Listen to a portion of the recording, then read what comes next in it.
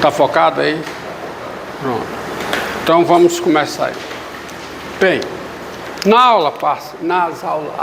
acho que foi na aula passada, nós vimos a definição de continuidade, tá? E uma função f, nós vimos que uma função f é contínua em P, uma função f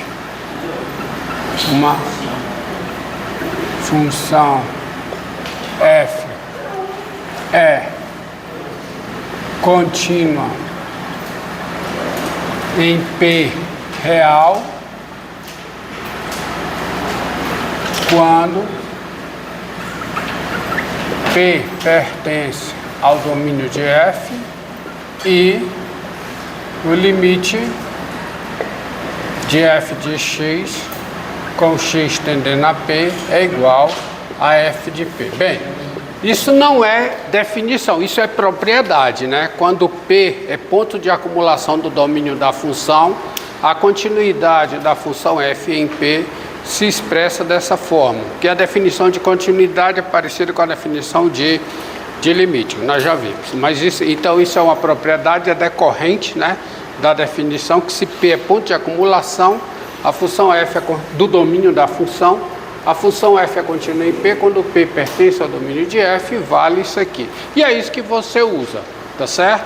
Só que tem uma proposição, bem, tem as chamadas propriedades operatórias da continuidade. Se duas funções são contínuas em P, a soma das duas em P é contínua, tá? Se uma função é contínua em P, o produto dessa função por uma constante real ainda é contínuo em P, certo? O produto de duas funções contínuas em P ainda é contínuo em P. E o quociente de duas funções contínuas em P ainda é contínuo em P. E como eu mencionei, toda vez, da aula passada em diante, toda vez que for mencionado limite de uma função num ponto ou continuidade de uma função num ponto, esse ponto será considerado como o ponto de acumulação da função ou das funções envolvidas, certo? Para você poder usar esta propriedade. Entendeu? Porque isso interessa mesmo no cálculo do limite quando P é ponto de acumulação. E a continuidade também. Já que, por definição de continuidade, toda função é contínua em um ponto isolado do domínio. Então, só interessa menção à continuidade e limite quando P é ponto de acumulação da função ou das funções envolvidas. E é isso aqui. E tem uma proposição que é uma outra proposição operatória do limite, que é o seguinte: se f sejam f e g funções, f e g funções, e P um número real, tá? Se f é contínua em P, se f é contínua em P e G é contínua em f de P, olha, preste atenção, ó, olha a hipótese aqui. A hipótese sobre as entidades envolvidas. Se f é contínua em P e G é contínua em f de P, então a conclusão que eu tenho é que G composta com f, ela é contínua aonde? Aonde? Em P, tá? Você tem a composição, você tem R daqui para cá, você tem a reta.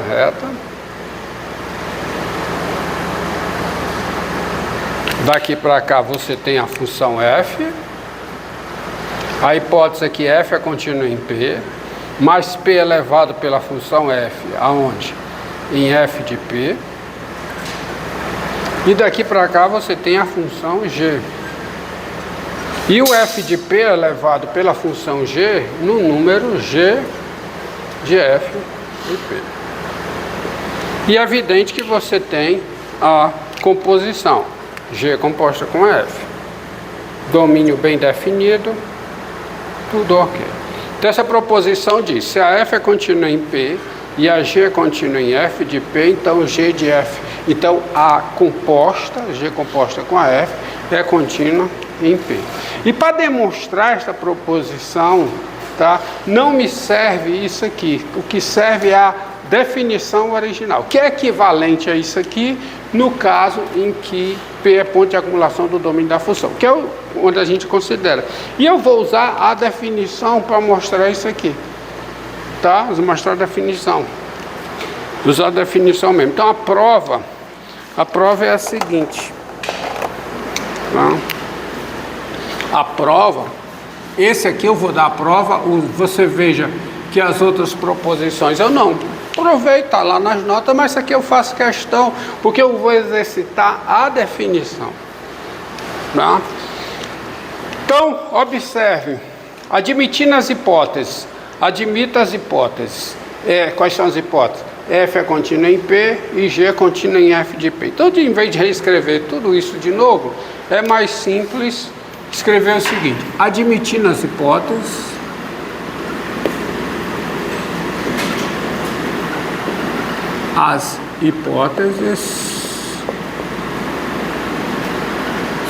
quais são as hipóteses? F é contínua em P e G é contínua em F de P. Então, admitindo as hipóteses, dado o epsilon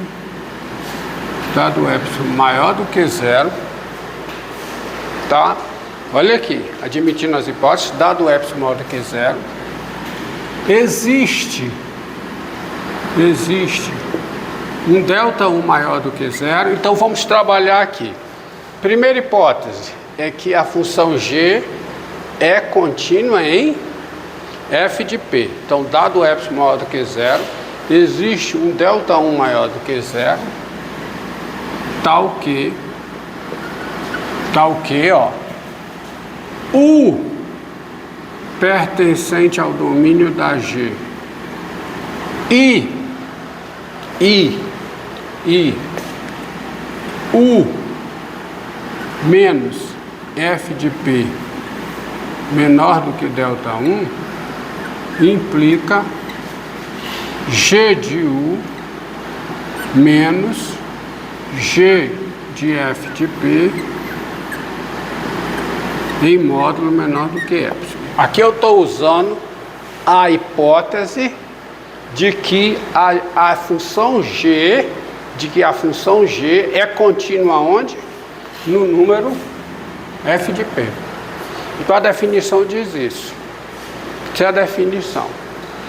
Agora, olha aqui, dado o epsilon maior do que zero, existe um delta 1 maior do que zero. Esse delta 1 é maior do que zero. Então eu vou botar um ponto aqui, fica melhor.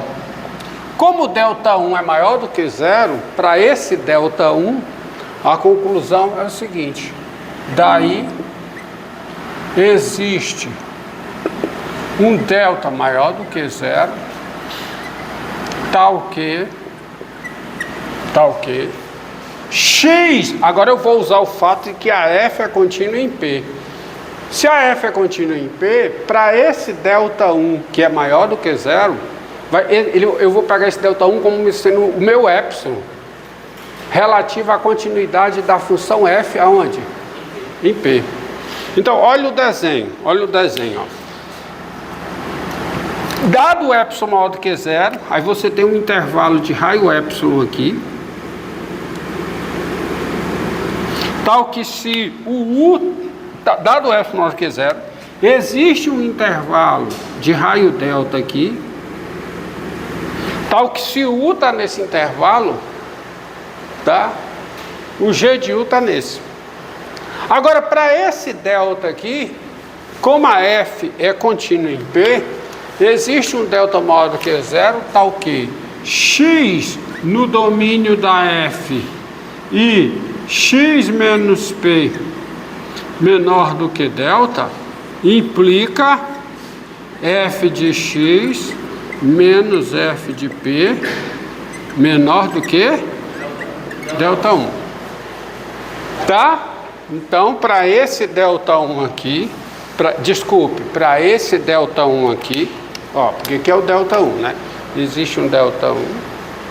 Então, para esse ΔI tem um intervalo de raio delta aqui, tal que se o x está nesse intervalo, o valor f de x está nesse outro intervalo. Isso é a definição de continuidade. Então, acabou. Acabou porque assim, você tem o seguinte: se o x está no domínio da G composta com a F e o x menos P é menor do que delta, então, olha, se o x está no domínio da G composta com F, é porque o f de x está onde? No domínio da G. Certo? E se o x menos P é menor do que delta, olha, se o x está no domínio da G composta com a F, o x está no domínio da F. Não é só isso não. Veja, eu vou escrever por completo. Você tem duas coisas. O x está no domínio da F. O f de x está no domínio da G. E você continua tendo x menos P menor do que delta.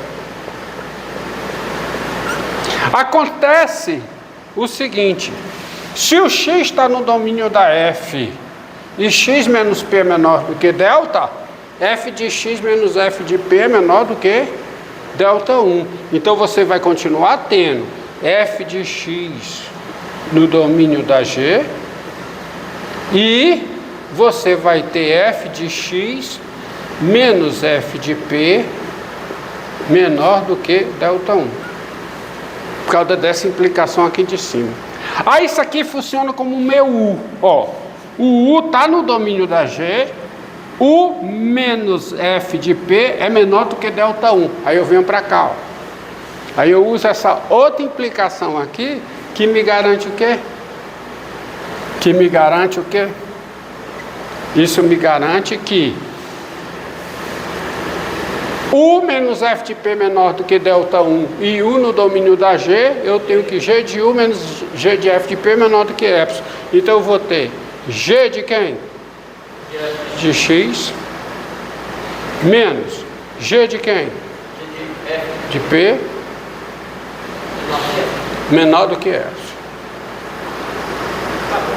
Acabou. Ou seja, você tem o seguinte: x no domínio da G composta com a F e x menos P menor do que delta implica G bola F aplicada em x menos G bola F aplicada em P menor do que o quê? Menor do que epsilon. Isto diz o quê? Dado epsilon maior do que zero, olha, dado epsilon maior do que zero, existe um delta maior do que zero. Olha o que eu demonstrei.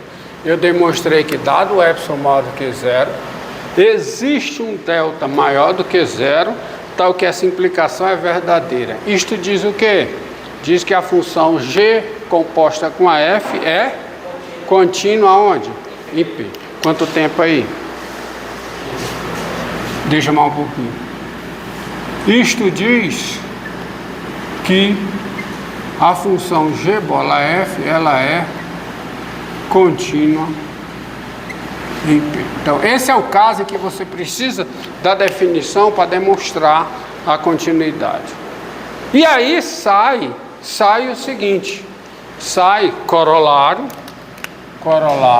antes do corolário, né?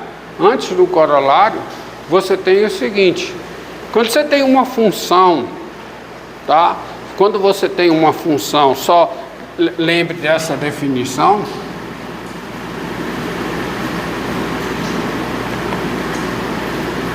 Nessa definição aqui, tá? A imagem, sejam A e B, sejam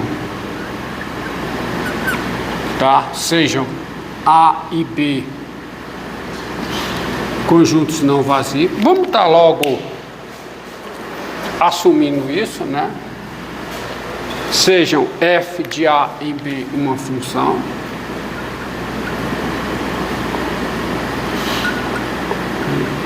Uma função. O A é domínio, o B é o contradomínio, você sabe o que é a imagem da função, isso é o caso geral.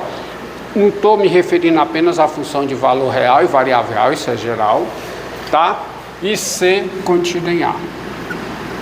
C, um subconjunto de A, um subconjunto de número. A imagem,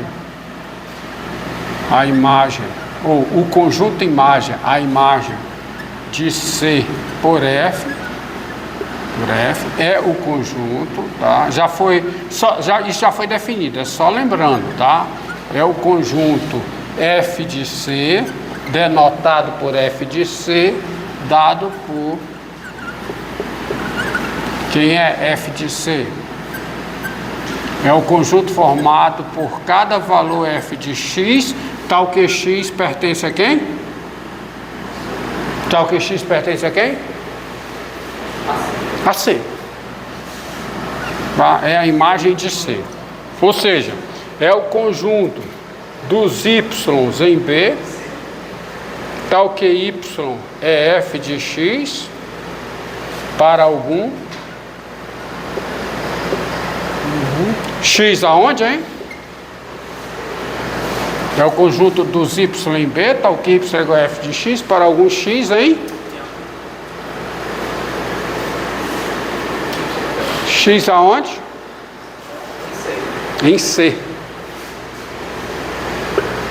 É a imagem do conjunto C. Tá certo? É a imagem do conjunto C. Você tem aqui, isso é, você tem A, você tem B, tá? Aí você tem daqui para cá a função F, e o conjunto C, ele é levado no outro conjunto aqui dentro pela função F. Conjunto C tem a imagem dele aqui dentro, que é o F de C, tá? Já foi visto exemplo. O fato é o seguinte, o corolário daí, o corolário desta proposição, a demonstração agora é simples, tá? Sejam FG funções,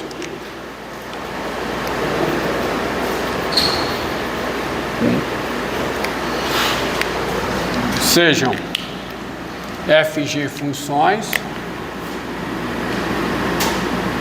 para cá, sejam FG funções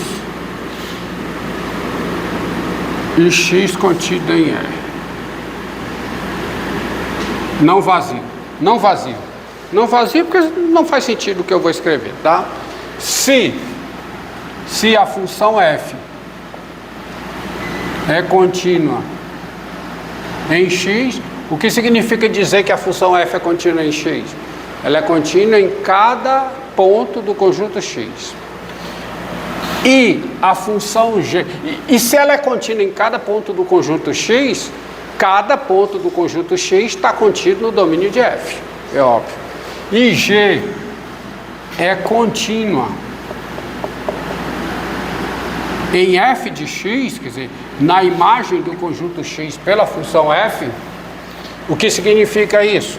É que G é contínua em cada ponto do conjunto F de X. Então, se você pegar um P em X, G é contínuo em P. Desculpe, se você pega um P em X qualquer, a F é contínua em P e a G é contínua em F de P. Então, a G composta com F é contínua em todo elemento de X. Então, G composta com F é contínua no conjunto X, tá? Mas precisa dessas hipóteses. E o outro corolário, bem interessante, é o seguinte: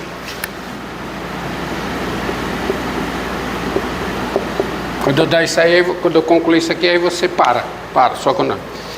Se F e G são contínuas, e G são contínuas, são funções contínuas,